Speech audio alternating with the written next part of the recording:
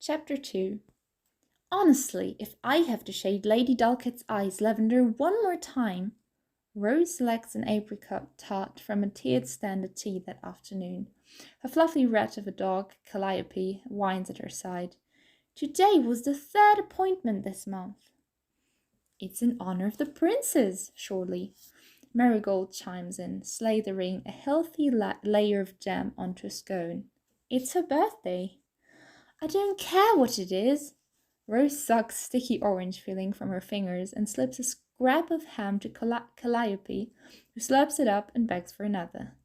Lady Dulcet should understand that it will take more than one of my elixirs to maintain the beauty of someone of her circumstances. You mean age?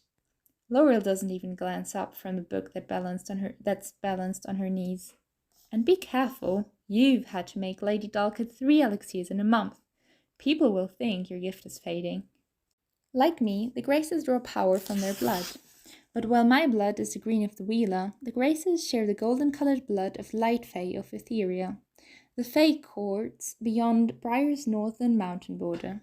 Centuries ago, the High King of the Fae, Orion, and the Briarian ruler entered into an alliance agreement. In exchange for the humans' aid during the War of the Fae, the Etherians granted Briar the Graces.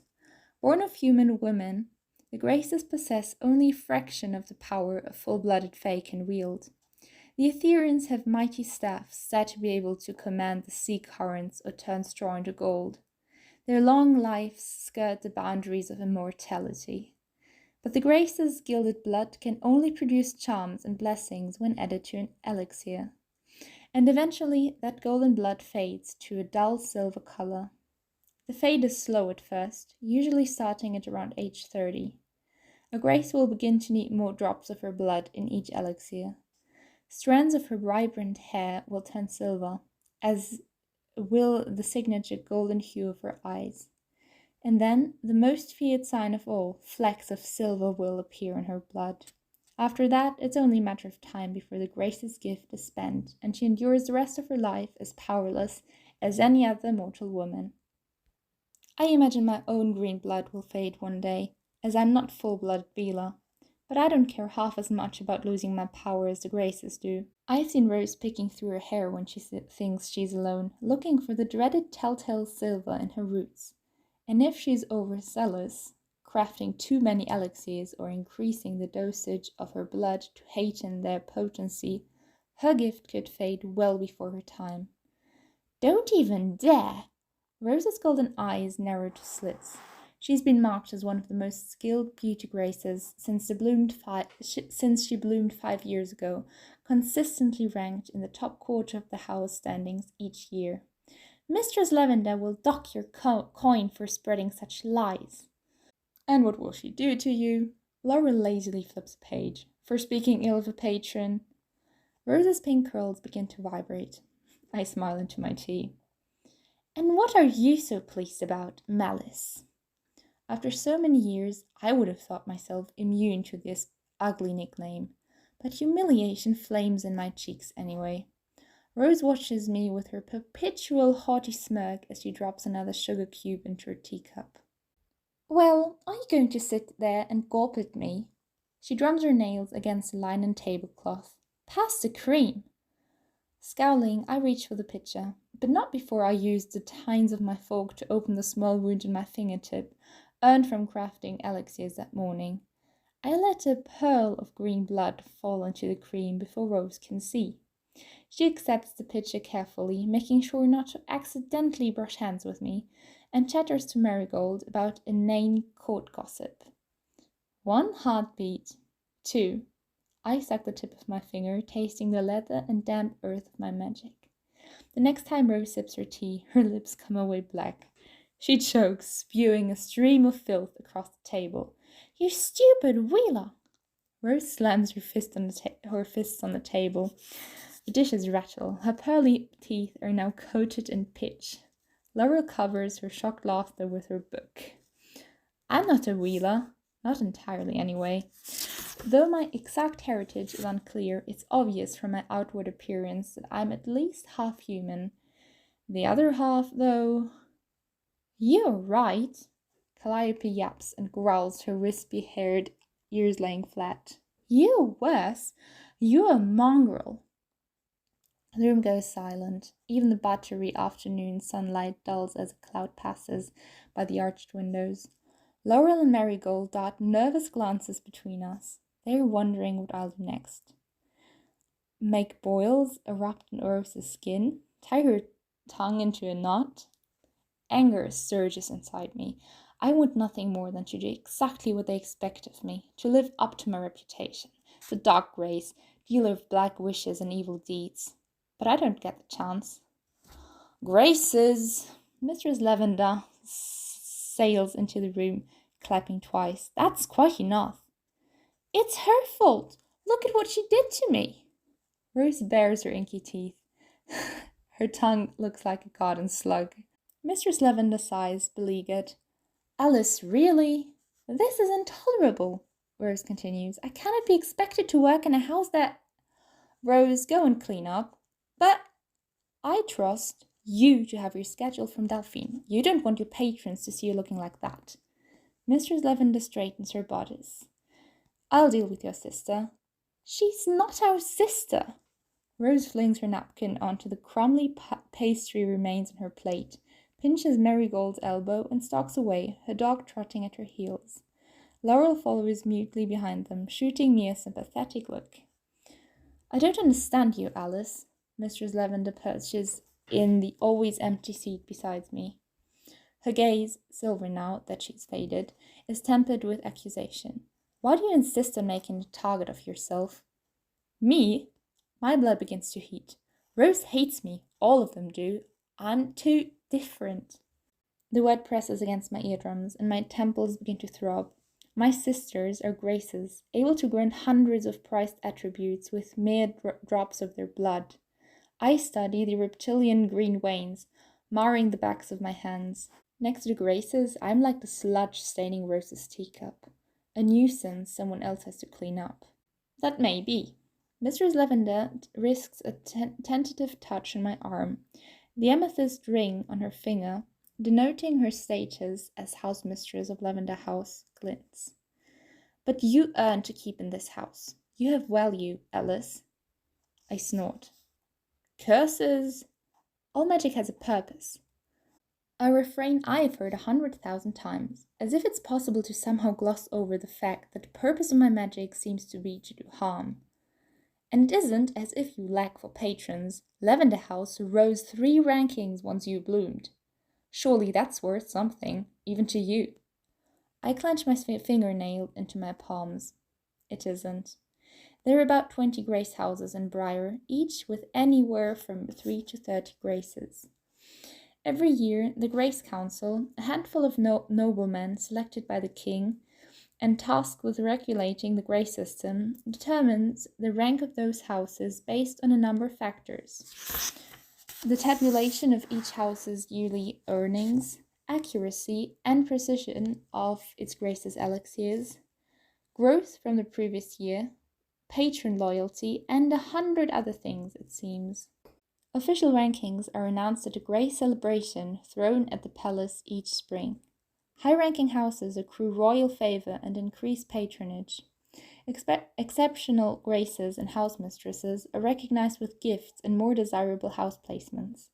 Mistress Lavender is obsessed with earning a position at a more prestigious house, drills our weaknesses into us at every opportunity. I don't give a dragon's ass. Mind your attitude, my dear. Mistress Lavender squeezes a warning into my shoulder. That's no way to speak of your house. You're in triple the coin of your sisters. Why don't you spend some of your wages on... Well... She looks around the room like the answer might be written on the floral papered walls. Perhaps you'd like to wear something a trifle more becoming? Yes, because a change of dress would instantly reverse the ostracism I've endured for 20 years.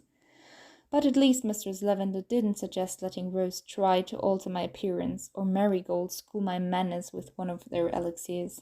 My childhood was riddled with excruciating failed attempts to conceal my macabre blood, We sculpt my bones and cool my temper. They all slid off me like oil from water, leaving me exactly as I am now. Stringy, jet-black hair that refuses to stay in any sort of passable arrangement, dry tissue-thin skin, a figure as flat and bland as dry toast, and a temperament that's only festered over the years. I don't need new clothes. I've no patience for such fripperies. And in truth, I think my patrons enjoy seeing me this way, a hideous half-wheeler in stained, musty clothes. Well, Mistress Lavender pats a stray silver ringlet back into place. Before she faded, our housemistress was gifted in wit, and I know she's trying her best to access the dregs of that power and sway me to her side. But the attempt is useless. I'll never be like the others. I just wish you wouldn't be so contrary. I'm sure there's some sweetness in your core. We just have to tempt it out. She examines the ratty tips of my hair, lines bracketing the corners of her mouth. I angle away from her. In the meantime, will you please stop baiting the others? You only draw more attention to yourself. I start to argue that I don't bait everyone, just Rose, sometimes Marigold, and only when they deserve it. But at that moment, the glass-paned double doors of the dining room burst open. Rose barrels through, waving a gilt-edged parchment. Marigold tumbles in behind her, warm brown face flushed beneath the glittery powder. It's from the palace! Calliope nearly trips over Rose's feet as her mistress twirls with delight. The dog's tiny nails skitter over the parquet floor. They've added a ball to Princess Aurora's birthday celebrations. Mistress Lavender snatches the invitation out of Rose's hands. Oh, it will be wonderful! Marigold begins dancing with an imaginary partner. It's been ages since we've had a grand party. Her other birthdays have been positively grim. She isn't wrong. Parties and balls are commonplace at the palace, especially for graces, who seem to be invited to such gatherings every week. But since the death of the crown princess's two older sisters, the birthday celebrations the royal family has held in honor of their remaining daughter have been lacking. Last year, there was only a dinner to which only a few were invited. Rose wasn't one of them, and we heard about it for weeks. Dragon's teeth, why did they wait so long to announce? We have no time to prepare.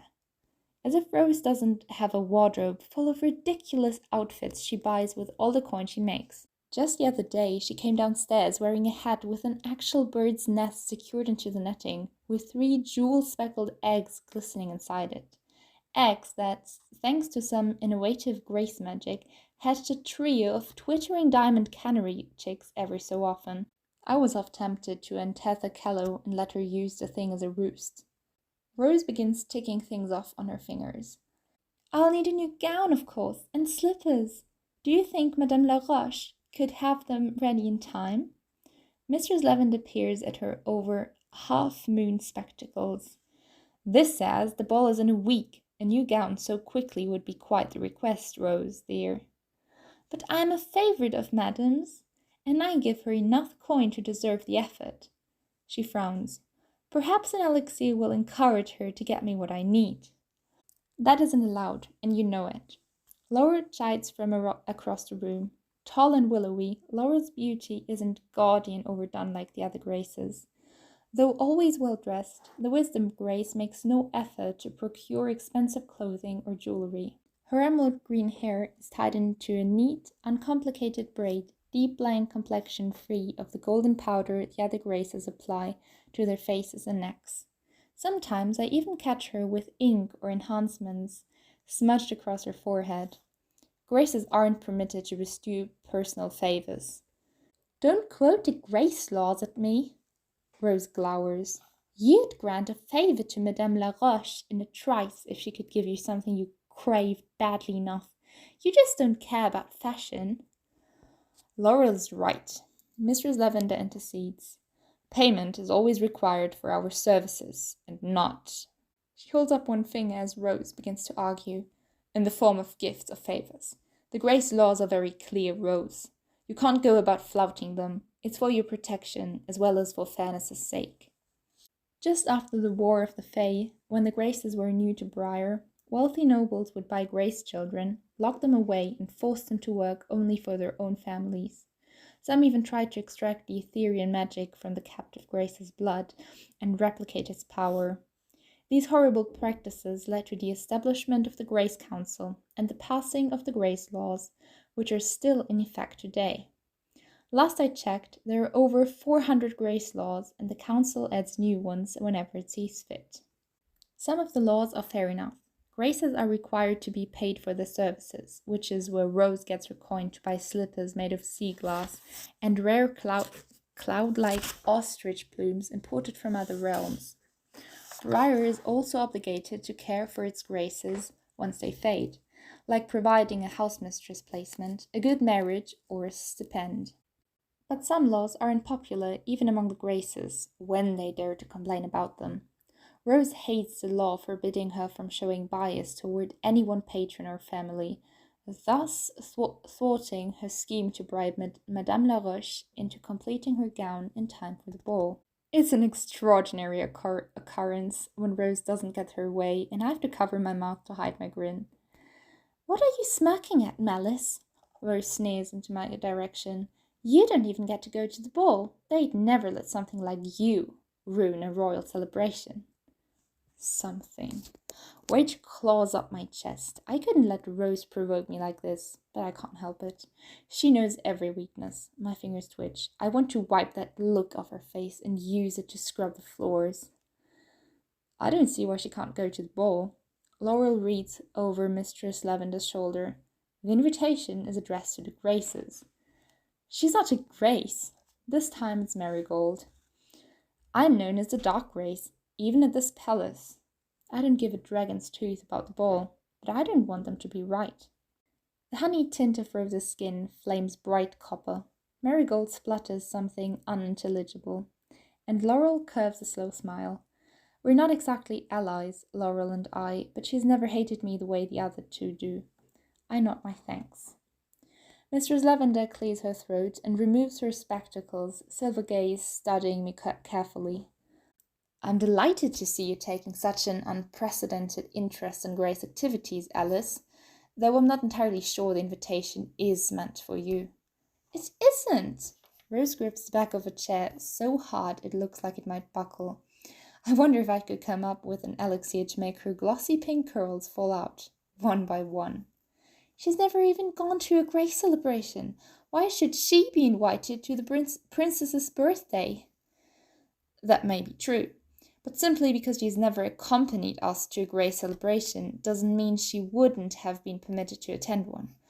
I've always excused her on account of, well... Mistress Lavender clears her throat. Now, however, she taps the edge of the parchment against the tabletop. "I suppose as long as you're caught up on your appointments and other duties, I see no reason why you shouldn't come with us." I think I see a steam billow from Rose's nostrils. Marigold lets out a cry. They both try to speak at once, but Mistress Lavender raises a pale white hand to stay them. "We must be inclusive, Graces. Alyce is under my protection, and it's my decision if she goes." "Some party this will be," Rose grumbles. "No one will be able to enjoy themselves. Everyone will be too afraid she'll curse them. A Vila skulking in the palace, indeed." "That's quite enough. I'm sure you all have patrons coming. Or has Delphine been slacking in her duties?" Mistress Lavender pockets the invitation and begins steering the others out of the room, but not before Rose's words twist into me with painful precision. "Even in an evening gown, the guests will know who I am, what I do. Already when I move through the Grace District, the crowds part around me like I have some kind of plague. What will it be like for me in a ballroom?" A nudge on my elbow brings me out of my thoughts. "It's a mask." Laurel speaks close to my ear. "If you don't wish it, no one needs to know you were ever there." "A mask? A night where I can shed the identity of a dark race and become anyone I wish?" The idea creeps over me like the sun rising over the sea, and I decide that the dark race, no, Alyce, is going to make her first appearance at a royal ball.